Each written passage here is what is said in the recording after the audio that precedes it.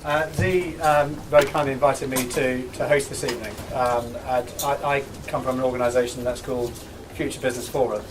And like many of you, Future Business Forum is a startup in itself. We've only been going for just over 12 months. I launched it with Cass Business School as a strategic partner. And the aim really of Future Business Forum is to get organisations together to look at the common challenges that organisations will face in 10 years from now. And we're looking specifically at 10 years, simply because most organisations have been working with their heads down, sort of looking at the next 12 months, 2 years, 3 years or whatever. It just really allows companies the opportunity to lift their head up and see what's coming down the road. So looking at Blockbuster, avoiding those sort of moments, or the Kodak sort of moment when they didn't sort of change their business in order to keep up with things, how technology has progressed. And I've met with about 100 CEOs from large organisations, and one thing that we're finding so far is that there are quite a few common challenges. Those challenges tend to be around different generations within the workplace and how you sort of manage and motivate and sort of understand the different generational expectations. We're also looking at, the challenges are around technology. Obviously technology has been around for a while, but the pace of the change from technology is accelerating to a point where a lot of people in senior roles and large organisations are really struggling to keep up with it.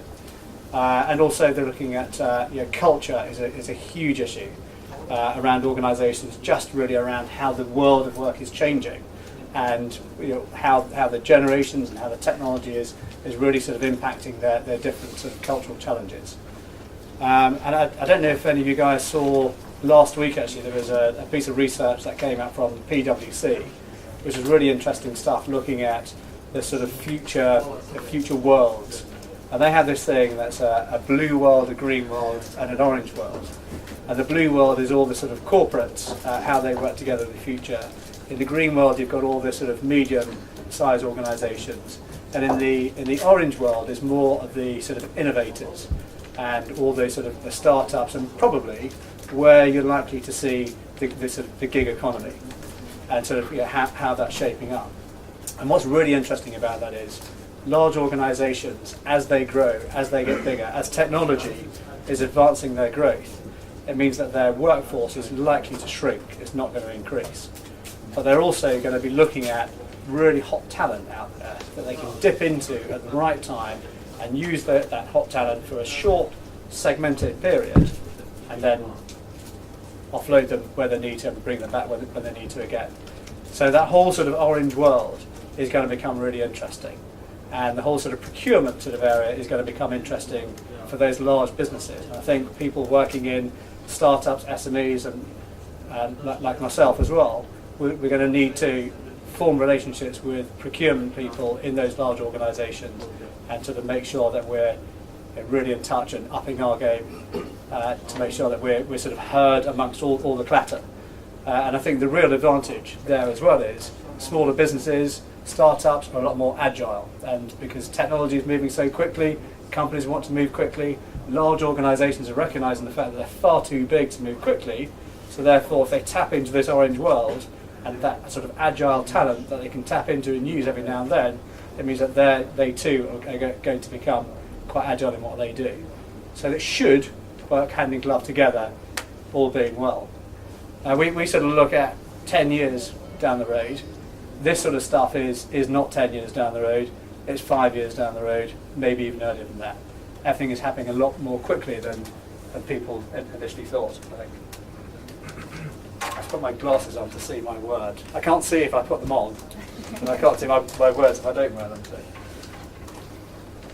So I think the general sort of message that we've been sort of looking at really with Future Business Forum is that there's a lot of talk out there. There's a lot of scare stories, and I think the press is sort of giving out a lot of sensational stuff. And I don't think we need to sort of get too caught up with all the sensational things that are going on in the press, because there's a lot of talk about tremendous changes happening immediately and how organisations are just going to be wiped out because of the speed of change. And I don't think it's going to quite happen that quickly. But I think it's really a question of don't get caught up in it, but also don't get caught out with it, like the blockbusters or the sort of Kodaks or those sort of guys. I think two really good examples, as we probably all know, Uber, Airbnb, really good examples of how you create a huge, powerful brand, yet you've got that sort of workforce that can sort of tap in and sort of use it, gain some sort of employment and stuff, and there'll probably be a lot more businesses, I guess, with that sort of model. So, Dee has asked me to sort of host this evening, to chair it. The agenda for tonight is we're going to go to a video link with Jim Clark from the World Technology Network. He's going to got a video that lasts a couple of minutes and really insightful stuff. Then going over to our panel, we've got Julia Colgate-Stone, who's the founder of Hurston Elliott, a specialist recruitment agency, and Julia will elaborate more on that later. Nikolai, are you here? No? Okay, we had another speaker. He may turn up as we're sort of going through this. Nikolai is the founder of a digital agency called Homepage. But we also have David Randall joining us on the panel. And David set up a flexi working space called David? Mapleworks, thank you. And I think really the format for this evening, rather than sort of us standing here talking at you, which is probably like I've just been doing for the last 5 minutes, it's probably quite good if we just keep it really open. Let's keep it interactive. So if you've got any questions, throw out any of it, just ask. Let's get some chat going in the room. I think the more collaborative we are, then we can also learn from each other and hopefully just have it nice and open and fairly engaged.